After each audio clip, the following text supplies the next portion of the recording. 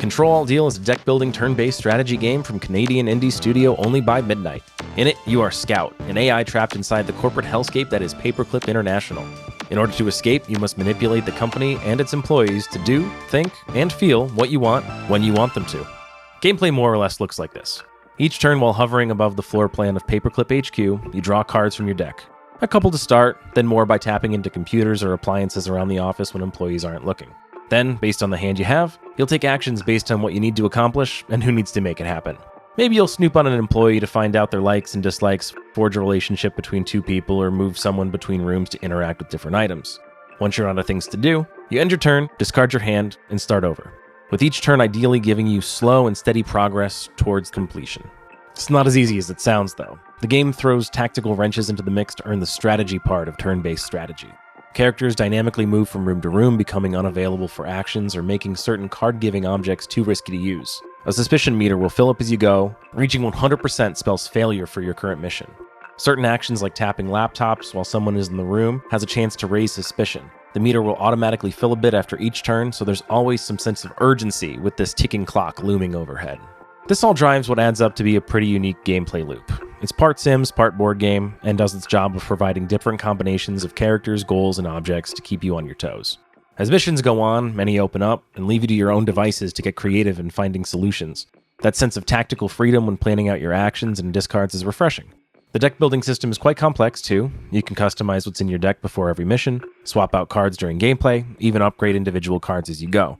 It's fun trying to optimize for specific missions or emphasize certain actions in-game. The heavy emphasis on manipulating the employees and their interpersonal relationships is an entertaining way to present this kind of idea, and it helps inject some life into the largely static world of rooms, meeples, and menus you cycle through. That's a good thing, because you'll be spending a lot of time cycling. Individual missions can take quite a while to get through, especially as they grow more difficult. It's not as bite-sized as it seems at first, and it will require patience. This cuts even deeper when quitting out of a game for any reason. It'll start you back at the beginning of the mission when you load back in. Given the length and complexity of some of these segments, it's a big miss not to have the option to pick back up where you left off. The randomization, while dynamic and challenging in its own right, annoys at times as well. Due to the element of luck in card and deck-based games, it can be frustrating to need to take yet another turn or have your carefully crafted strategy blown up because you didn't draw a card you needed or a character moved to the wrong room. How much you'll enjoy the game will, in part, come down to how much of this randomness you're okay with.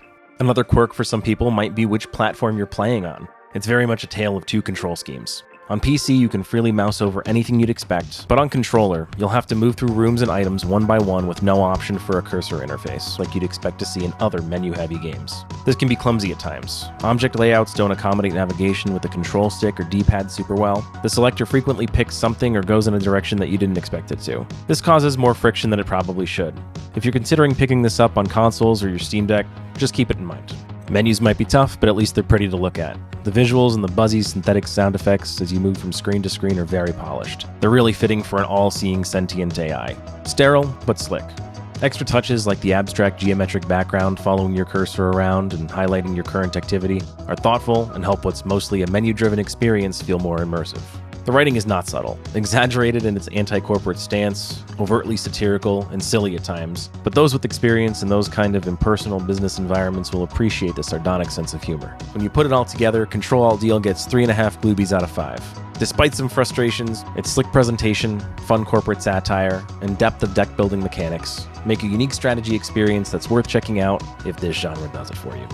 Ctrl Alt Deal is available for Xbox and PC now. PlayStation versions are coming soon on July 30th. Nintendo Switch releases sometime after that.